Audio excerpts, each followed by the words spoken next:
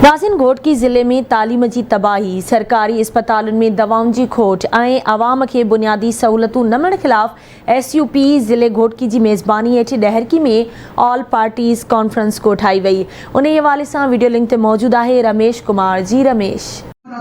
ज़िले घोटकी में तालीम की तबाही, बुनियादी सहूलतन की खोट, सरकारी अस्पताल में दवाइन के अणु हवाले से SUP ज़िला घोटकी की तरफा डहरकी के मकामी होटल में ऑल पार्टीज़ कॉन्फ्रेंस कोठाई वही है, जैमें मुख्तलिफ़ सियासी समाजी तंजीमन जे अॻुवाननि शिरकत कई है।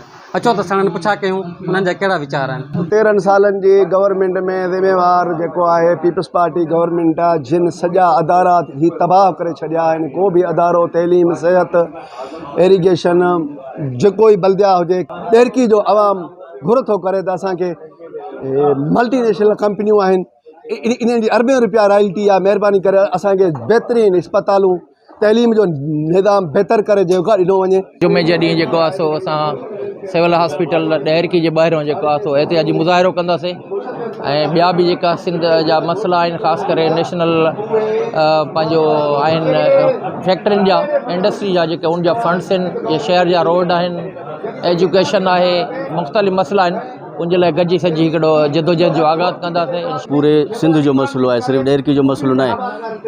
पीपल्स पार्टी गवर्नमेंट के 13 साल थी गया है। 13 सालन में हुकूमत का भी सिंध में का बेहतरी ना आणे सघिया आहिनि। तव्हांजा रोड, रस्ता, तालीम, इरीगेशन, हेल्थ, हर शइ ख़त्म लगी पई आहे। असांखे इहो मुतालबो आहे त जेका तुंहिंजा चूंडियल नुमाइंदा आहिनि MP MNA आहिनि, वधि में वधि उन्हनि जो मथां इहो फ़र्ज़ु आहे त असांखे अमुन प्रोवाइड करनि ऐं असांखे रोड रस्ता ॾियनि। छा आहे ही जेके MP MNA आहिनि, जेको गवर्नमेंट जो फंड्स आहे उहो बि पाण खाई वञनि था, जेके मल्टीनेशनल कंपनियूं फंड ॾियनि थियूं उन्हनि जो बि इहे पाण खाई वञनि था। त डहरकी में जेका बदअमनी आहे उहा ख़त्म थिए, इन जे करे पुलिस जेको आहे उनजो किरदारु जेको आहे नेगेटिव आहे। अस्पताल में सहूलतूं न आहिनि, जेको आहे त MS जेको आहे त करप्शन में मुलविस आहे। इनखे हटाए करे हितां जे मक़ामी माण्हुनि खे सहूलतूं ॾिनियूं वञनि। डिस्ट्रिक्ट घोटकी में जेको DHO ऑफिस आहे, जिन खे DDO पावर आहिनि, जेको आहे सो उन्हनि जे गेट ते बि धरणो लॻणु घुरिजे।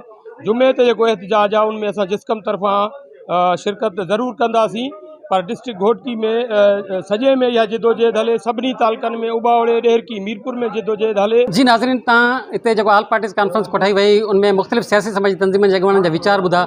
उन्हनि जो इहो चवणो हुयो त जेके ज़िले घोटकी समेत या डहरकी तालुके जा जेके बुनियादी मसइला आहिनि, जिन में तालीम, सिहत, अमन अमान समेत बुनियादी सहूलतनि जी जेका खोट आहे, उन्हनि जा ज़िम्मेवार सिंध हुकूमत ऐं चूंडियल नुमाइंदा आहिनि।